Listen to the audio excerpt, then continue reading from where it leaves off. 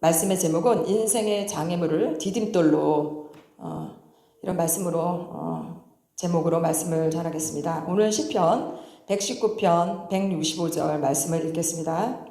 주의 법을 사랑하는 자에게는 큰 평안이 있으니 저희에게 장애물이 없으리이다.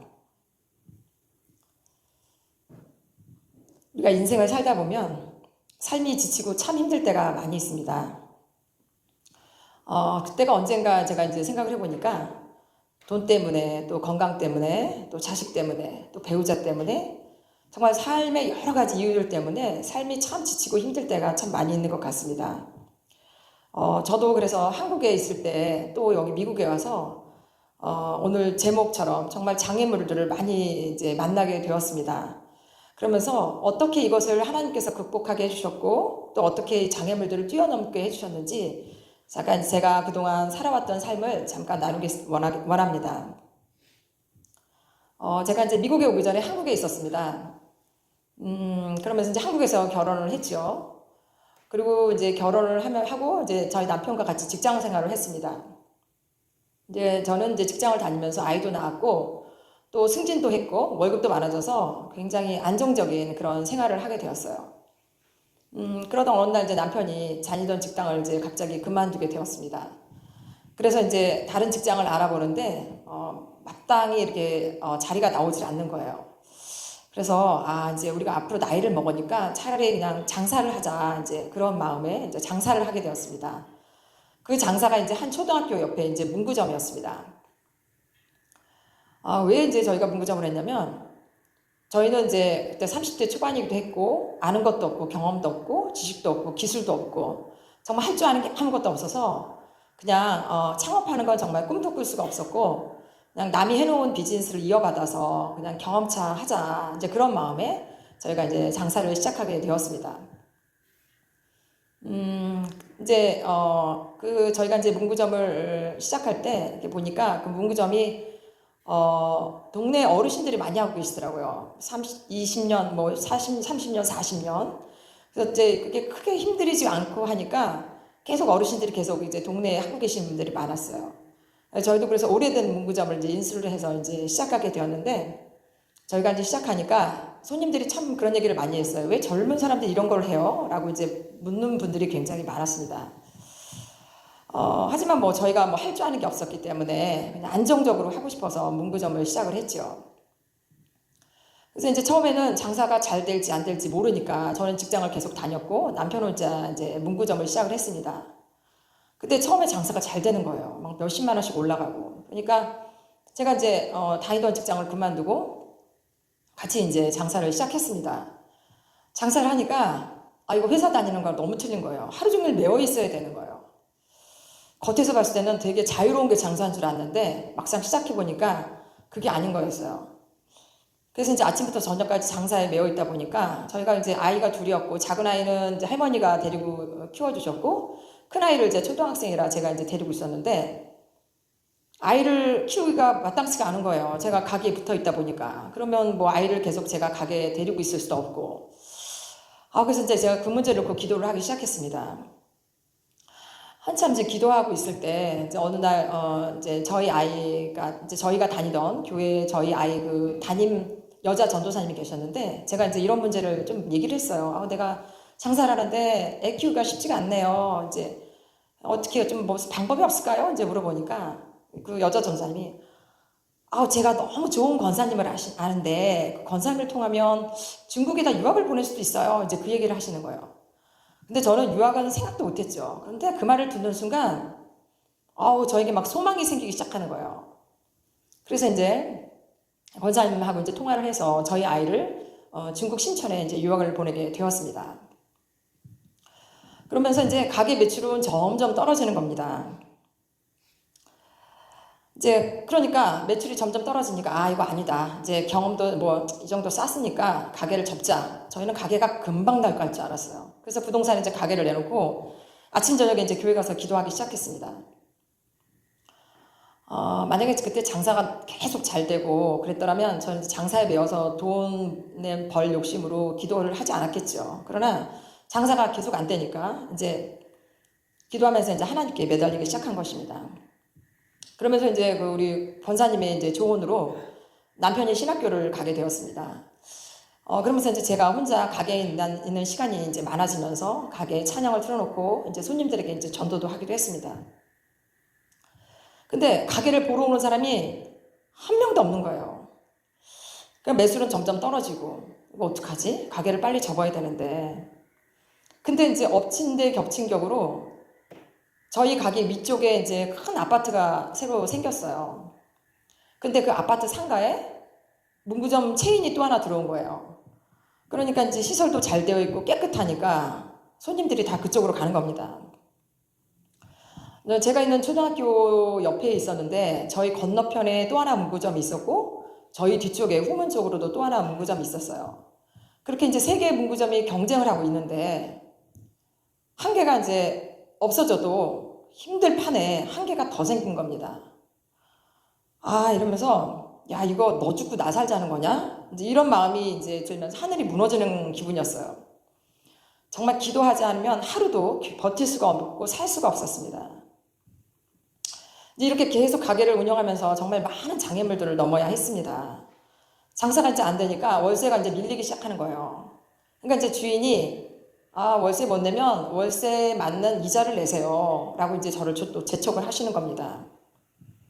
그러면서 제가 이제 아이를 중국에 이제 보냈는데 학비를 내야 되는데 학비가 이제 밀리는 거예요. 그러면서 이제 걱정이 더 커지는 거죠. 그리고 이제 제가 또 이런저런 보험도 들어있는데 보험을 이제 꾸준하게 내지를 못하니까 보험도 해지를 해야 되고. 그러면서 제가 또 한번 말씀드렸죠. 그 전에 제가 주식 때문에 또 얼마나 힘든 삶을 살았는지. 그러니까 그때는 살아있는 게 아니었어요. 정말 제 힘으로는 살 수가 없을 그럴 때였습니다. 그래서 저는 이제 눈만 뜨면 교회 가서 이제 기도하는 게 저희 일과였어요. 근데 이제 이렇게 정말 그 인생의 밑바닥도 아니고 지하실로 끊임없이 내려갈 때 이제 우리 아이 중국 유학을 이제 보내면서 하나님께서 제가 마음이 참 가난해질 때였잖아요. 그러면서 이제 우리의 스승이고 우리의 영적 멘토인 우리 권사님을 만나게 하십니다. 그러면서 이제 저의 인생이 달라지기 시작했어요. 삶은 그대로인데 저의 영의 눈이 이제 떠지기 시작한 거예요. 그리고 제게 이제 산 소망이 생겼어요. 그래서 정말 오랫동안 제가 큰 교회를 다녔어요. 어릴 때부터 다녔으니까.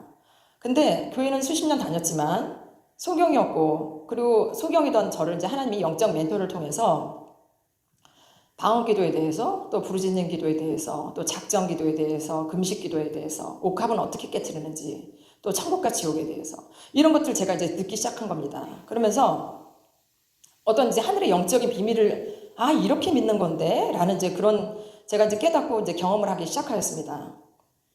이제 이렇게 하늘의 것을 깨닫고 경험을 하는데도 저의 삶은 여전히 장애물들을 계속 넘어가야 했습니다. 그런데 하나님이 이렇게 이제 살고 있는 중에 저에게 하나님이 꿈과 희망을 주셨습니다. 이제 그것은 바로 미국 이민을 준비하기 시작한 것입니다. 미국 이민은 우리 가족의 새로운 돌파구였고, 그리고 한국을 떠나고 싶은 저의 마음을 하나님께서 응답하신 것입니다. 그래서 이제 당장 미국에 갈 것 같이 이제 3년이면 갈 수 있다고 이제 저에게 이제 꿈을 불어주었는데, 2005년에 이민 신청 간 것이 2015년, 딱 10년에 걸쳐서 미국에 이민을 오게 되었습니다. 정말 미국에 오니까 너무 오래 걸렸다라는 이제 생각이 들었는데, 살다 보니까 하나님이 남편을 신학을 시켜서 목사의 권위를 주셔서 이곳에서 목사의 이제 권위를 가지고 일을 하니까 너무 좋은 거예요. 그리고 또 저희 아이가 중국어하고 영어를 할 줄 아니까 이곳에서 와서 정착을 하는데 정말 아무 문제가 없는 거예요. 그래서 하나님이 우리 부부를 준비시켰고 또 우리 아이들을 준비하셨구나. 그래서 이렇게 편한 삶을 누리게 하시는구나 라고 이제 제가 깨닫게 되었습니다. 그래서 이제 한국에서 물질훈련, 또 기도훈련, 작정훈련, 금식훈련 이런 걸 조금씩 다 맛봤잖아요. 그러면서 미국에 와서 살 때 어떻게 살아가야 가는 건지 하나님이 저에게 방법들을 이제 가르쳐 주신 것이라는 생각이 들었습니다. 그래서 이제 미국에 온 것이 너무너무 꿈 같고 너무너무 감사했어요. 그렇게 오고 싶었는데 미국에 와서 차를 몰고 다니면서 또 일을 하게 되었고 정말 먹을 것, 입을 것, 마실 것 무엇 하나 부족한 게 없는 거예요. 이거 차고 넘치는 거예요. 그래서 지금 너무너무 감사한 것을 지금 실감하고 있습니다. 정말 한 해 한 해 살면 살수록 좋은 곳이 미국이라는 것에 얼마나 감사한지요. 미국에 이제 저희가 처음에 와서는 노스캐롤라이나에서 저 아들과 이제 샌드위치 공장에서 이제 1년 일을 했습니다. 그리고 여기 이제 펜실베니아로 올라오게 됐는데, 여기 오니까 이제 여기에는 노인복지센터, 일명 데이케어라고 하죠. 이런 이제 데이케어가 굉장히 활발하게 성장을 하고 있더라고요. 그리고 이제 집에서 케어하는 홈케어도 굉장히 이제 활발하게 성장을 하고 있습니다. 그래서 이제 여기서 이제 데이케어 센터에서 남편과 이제 몇 년간 같이 일을 했습니다. 그러면서 이제 한국 어르신들의 이제 생활과 미국 정부에서 우리 한국 어르신들에게 주는 복지 이런 것들을 직접 제가 이제 삶으로 체험을 하고 이제 보는 시간들이었습니다. 그러다가 이제 정말 경험이 없는 식당을 하게 되었죠. 정말 두렵고 어떻게 해야 될지 몰랐는데 우리 교회 식구들의 도움으로 정말 어렵지만 식당을 운영하게 되었습니다. 그러면서 이제 코로나가 터져서 정말 이런저런 어려움을 겪게 되었습니다. 그러나 또 이 가게에서도 찬송을 틀어놓고 저 아침과 저녁에 우리 멤버들끼리 또 열심히 부르짖고 기도하는 시간들을 가졌습니다. 정말 참 애정을 갖고 가게 운영을 하였던 것 같아요. 그러다가 저희 가정에 이제 문제가 생기기 시작합니다. 그리고 가게를 운영할 수 없는 또 어려움이 왔습니다. 그래서 이제 가게를 하지 못하게 되었습니다. 이러면서 제가 이제 내가 이렇게 여기 미국에 와서 나름대로 열심히 살고 정말 기도도 빠짐없이 매일 하는데 왜 이렇게 장애물들이 계속 몰라쳐올까? 그래서 정말 마음이 많이 어려웠습니다. 이제 갑자기 이제 가게를 두고 저희 가게 또 이제 가게를 그만두겠고 또 가정에 이제 어려움이 오고 또 차 사고가 갑자기 나서 이제 차를 또 폐차해야 하는 그런 경험도 하게 되었습니다. 이런 일들이 한꺼번에 이제 저에게 몰아쳐 왔습니다. 이때 마음에 이제 시험이 왔어요. 그러면서 이제 정말 어려운 마음들이 가득 차 있었습니다. 그러면서 제가 이제 곰곰이 생각을 해봤습니다. 내가 이렇게 나름대로 열심히 살고 매일 기도하고 생활하는데 우리 가정이나 나는 왜 변화되지 않을까? 오히려 더 많은 시험들이 찾아올까라고 이제 고민을 하기 시작했습니다. 무엇이 문제일까? 그러면서 내가 이렇게 어려움을 겪고 낙심하고 있을 때 누가 제일 좋아할까? 라고 이제 곰곰이 생각을 해봤어요. 그러면서 드는 생각이 나를 좋아하지 않는 사람들이 좋아하겠다 라고 하면서 그러면 나를 좋아하지 않는 사람이 누굴까?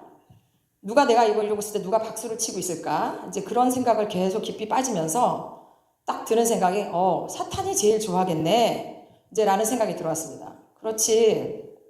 그러면 사탄이 싫어하고 무서운 일을 해야 되겠다. 이제 그래서 그때부터 이제 저는 남편과 함께 저녁마다 이제 시간을 정해놓고 작정 기도에 들어가게 되었습니다.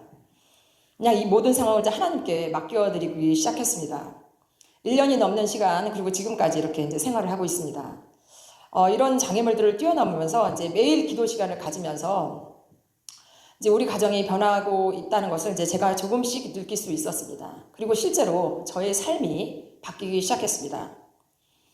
정말 이 찾아온 인생의 쓰디쓴 장애물, 정말 다시 가고 싶지 않은 그런 장애물들을 겪으면서 제가 얻은 것은 하나님을 더 가까이 하는 시간이었습니다. 이 장애물 때문에 이제 나를 바라보는 시간이 되었습니다. 내가 무엇을 잘못했지? 내가 문제가 무엇이었지? 내가 고쳐야 할 것이 무엇일까? 이러면서 나를 바라보는 시간이었습니다. 그러면서 이제 회개 시간을 갖게 되었습니다. 그러면서 이 장애물은 하나님이 나를 변화시키려는 연단의 시간이었구나. 또 이 장애물이 나의 기도 시간이구나. 또 하나님을 더 가까이 가는 시간이구나. 이 장애물은 나의 물질과 헌신을 하나님이 요구하는 시간이구나. 그리고 이 장애물이 이제 더 이상 장애물이 아니라 디딤돌로 나를 바꾸시려는 하나님의 어떤 그런 하나님의 도우심이구나.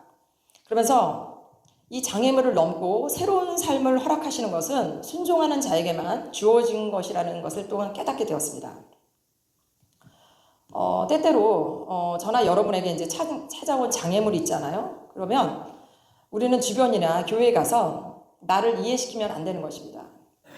내가 가진 것이 없으니까, 내가 약하니까, 내가 예민하니까, 내가 원하지 않으니까, 나는 이런 대접을 받으면 안 되는데, 내가 누군데 이러면서 장애물을 탓하면 안 된다는 것입니다.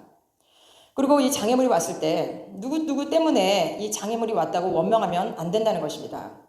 누구 때문에 이 문제가 왔다. 누구 때문에 어려움이 왔다. 물론 현상으로 보면 그렇게 충분히 보일 수 있어요. 그러나 문제의 원인을 깊게 보면 모두 나 때문에 온 것입니다. 내 고집 때문에 온 것입니다. 내가 버리지 못한 내 욕심 때문에 온 것입니다. 내 이기적인 마음 때문에 온 것입니다. 내가 게으르고 나태해서 온 것입니다. 때론 조급한 마음 때문에 온 것입니다. 그리고 내가 분별하지 못해서 온 것입니다. 그래서 이 장애물이 왔을 때 하나님께 엎드리고 회개 시간을 갖다 보면 어느 순간 이 장애물이 디딤돌이 되어서 내가 변화되고 주위 환경이 변화되는 것을 체험하실 것입니다. 그래서 하나님께서는 이 장애물을 뛰어넘고 회개하고 순종하는 자에게 이것을 통해 축복의 통로로 사용하신다는 것을 깨달았습니다. 제가 한국에서 이제 장사할 때 정말 자존심 상하고 아직도 잊혀지지가 않는 일이 있어요. 정말 꽤 오랫동안 그것 때문에 제가 눈물로 제가 기도한 적이 있는데 어느 이제 추운 겨울날이었습니다. 그때가 이제 1월 달로 기억을 합니다. 그때 이제 문구점은 주 고객이 학생들이기 때문에 방학 때는 거의 비수기예요. 그러니까 몸과 마음이 정말 추울 때입니다. 이제 어느 날 아침에 제가 이제 가게에 와 있는데 저희 교회 그때 제가 다니던 교회 여전도 회원인데 이제 저의 그 동급 친구예요. 저한테 이제 같이 점심을 먹자고 전화가 왔어요. 제가 그래서 이제 그냥 일하던 차림에다가 잠바 하나 걸치고 이제 식당에 갔습니다. 근데 제가 처음 가는 식당인데 너무 고급 레스토랑이었어요. 문을 딱 여니까 경음악이 흘러나오고 막 웨이터 웨이터들이 이제 막 왔다 갔다 하면서 접시 소리가 들리고 조명도 너무 좋고 이제 들어가는 순간 제가 딱 위축이 됐어요. 왜냐면 저는 막 일하던 복장으로 막 뛰어왔는데 그러면서 이제 제 친구를 봤는데 높은 하이힐에다가 예쁜 그 정장 차림에 그리고 이제 금태 안경을 끼고 예쁘게 이제 드라이를 해가지고 그리고 있었어요. 이제 제 친구는 그 큰 회사 보험회사의 매니저를 맡고 있었어요.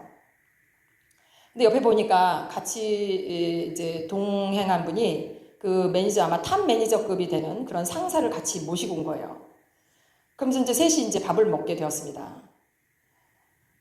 근데 이제 제가 벌써 이미 이제 기가 죽었잖아요. 굉장히 초라해진 그 저의 모습을 보면서. 근데 이제 앉아서 밥을 먹는데 제가 이제 그 남자 그 상사분한테 예수님 믿으시냐? 그랬더니 안 믿는신데요. 그래서 아이고 잘 됐다. 기죽지 말고 그냥 예수님이나 전하자. 그러고 막 이제 얘기를 했습니다. 그땐 제 친구가 너는 밥 먹으러 왔지? 전도하러 왔니? 이러면서 이제 핀잔을 주는 거예요. 그랬든지 말든지 이제 그러면서 이제 거의 식사를 끝냈는데 그 상사분이 저에게 어떤 종이를 하나 주는 거예요. 보니까 옆에서 밥을 먹고 있던 제 친구의 그동안에 그 받았던 월급 명세서인 거예요. 봤더니 한 달에 1,000만 원 이상의 월급을 받는 거예요. 그때부터 이제 제 마음에 요동이 치기 시작했습니다. 앉아있는 게 앉아있는 게 아니었어요. 그러면서 그분이 이제 뭐라고 그랬냐면 지금 하는 비즈니스가 어려우시면 우리 같이 보험회사에 와서 같이 보험을 하면 이런 고소득을 올릴 수 있으니까 이제 함께 하자는 것이었습니다. 그래서 저는 이제 알겠다고 생각해 보겠다고 하고 이제 가게에 왔습니다. 그리고 이제 그날 저녁부터 저는 이제 교회 가서 폭풍 눈물을 흘리며 이제 하나님께 기도했어요. 그때 친구가 받았던 1,000만 원이면 저의 그 급한 불은 다 끌 수 있는 돈이었어요. 가게 월세나 아이 학비나 제가 밀린 그 보험료 같은 거를. 근데 이제 제가 하나님께 기도하길 하나님 저는 1년이 되도록 1,000만 원을 만질 수도 없습니다. 그런데 이 친구는 한 달 만에 1,000만 원을 버네요. 그러면서 너무 어처구니가 없었어요. 이렇게 한 달 만에 버는 돈을 저는 1년 동안 만져볼 수 없다는 게 기가 막히고 야 정말 내가 이렇게 살아야 되나 이제 하는 생각이 들었죠. 그러면서 이제 계속 하나님께 이제 눈물로 기도를 하는 거예요. 그러기를 이제 꽤 오랫동안 한 것 같아요. 아마 여름쯤 됐나? 6, 7월로 기억을 하는데 이제 저희 여전도 회장이 저에게 그러는 거예요. 그때 이제 같이 와서 밥을 먹었던 친구가 병원에 입원을 했대요. 근데 자존심이 그때 제가 너무 상했잖아요. 그리고 솔직히 그 친구는 잘못이 없지만 그 친구가 받은 월급에 제가 쇼킹을 해갖고 수개월간 눈물로 기도를 했잖아요. 근데 이제 친구가 아프다고 하니까 어떻게 해요? 그냥 갔지 병원에. 그래서 그때 대학병원이었어요. 근데 이제 제가 면회 신청을 하니까 그 관계자분이 저를 이제 데리고 가는데 문을 여는데 그 문 앞에 철창문이 이렇게 닫혀져 있는 거예요. 그래서 열쇠로 문을 열어주는 거예요. 근데 물어보니까 일반 병동이 아니고 정신병동이래요. 그리고 이제 다시 병실로 들어가는 문을 열어주시는데 거기도 또 철창으로 돼 있고 또 열쇠로 또 열어주시는 거예요. 그리고 이제 병실에 들어갔는데 창문마다 다 또 철창으로 잠겨져 있어요. 그래서 제가 친구한테 물어봤어요. 이거 왜 이렇게 병실을 청창으로 닫아놨니? 그랬더니 정신질환이 있는 분들이 창문으로 뛰어내리기 때문에 안전을 대비해서 이렇게 다 철창으로 막아놨다는 거예요. 그래서 이제 친구에게 물어봤죠. 네가 왜 여기에 와 있냐라고. 어떤 친구가 하는 말이 자기가 결혼을 하고 나서 아이를 낳고 7개월 만에 남편이 교통사고로 죽었대요. 그리고 지금 사는 남편은 재혼을 해서 사는데 그때 이후로 자기한테 어떤 정신적인 질환이 온 것 같다라는 거예요. 그러면서 잘 지내다가 갑자기 상태가 안 좋아지면 이렇게 한 번씩 실려온다는 거예요. 그러면서 이제 저는 속으로 생각을 했죠. 이 친구가 여전도 회장도 맡고, 그리고 학교에서도 엄마 회장을 지금 하고 있고, 사회적으로도 이렇게 성공을 해가지고 월급도 많이 받고 화려한 생활을 하는데 왜 이런 정신질환을 앓고 있을까? 근데 속으로만 이제 그렇게 생각을 하면서, 그러면서 이제 이런저런 얘기를 나누는데 이제 갑자기 11조 얘기가 나왔습니다. 그러면서 이제 친구가 저에게 하는 말이 자기는 11조를 제대로 하지 않는데요. 정말 뒤통수를 한 대 얻어맞은 것처럼 1,000만 원을 받는데 11조를 안 한다? 그래서 참 이게 저로서는 좀 이해가 되지 않는 그런 이제 말이었어요. 그리고 이제 제가 집에 돌아오면서 곰곰이 생각을 해봤는데 제가 이 출인구를 통해서 이제 하나님께 더 매달리며 기도를 하게 되었잖아요. 그러면서 제 마음에 돈 많이 벌고 화려하게 사는 삶을 부러워하지 말아라 하는 그런 마음을 저에게 주신 것 같았습니다. 얼마 전에 우리가 송구영신 예배 때 우리가 말씀 뽑기를 했습니다. 근데 그냥 그것이 한 번의 이벤트라고 생각을 할 수도 있지만 하나님께서 저는 분명히 우리에게 각자 주신 말씀이 있다고 생각을 합니다. 그래서 2024년에 우리가 정말 우리에게 딱 맞는 말씀, 필요한 말씀을 주셨다고 생각을 합니다. 제가 우리 가정을 보니까 어떤 사람은 부르짖으라고 하고 어떤 사람은 하늘 창고에 물질을 쌓으라고 하고 그리고 어떤 사람은 옷을 찢지 말고 마음을 찢으라고 하고 또 어떤 사람은 네 옆에 있는 가까이 있는 영적인 멘토를 또 섬기라고 하나님께서 우리에게 오래 지킬 것과 정말 훈련해야 되는 일들을 직접 가르쳐 주실 것이라는 생각이 들었습니다. 다윗이 하나님의 말씀을 받고 주의 종이 주 앞에서 간구할 마음이 생겼나이다 라고 고백을 했습니다. 말씀을 받고 기도할 마음이 생겼다는 거예요. 그래서 우리에게 다 주신 말씀이 있지 않습니까? 이 말씀을 붙들고 기도하면 이제 올해 우리에게 오는 또 장애물들을 넉넉히 이길 수 있을 것이라는 생각이 들었습니다. 그러면서 하나님께서 예비한 영육의 축복도 받을 수 있을 것입니다. 삶은 장애물 달리기와 같은 것 같습니다. 하나의 그 장애물을 넘고 나면 또 다른 장애물을 기다리고 있습니다. 그러나 더 이상 이 장애물 때문에 넘어지지 마시고 장애물을 이제 디딤돌로 마음을 바꾸어서 더 큰 은혜를 경험하시는 저와 여러분이 되시기를 바라겠습니다.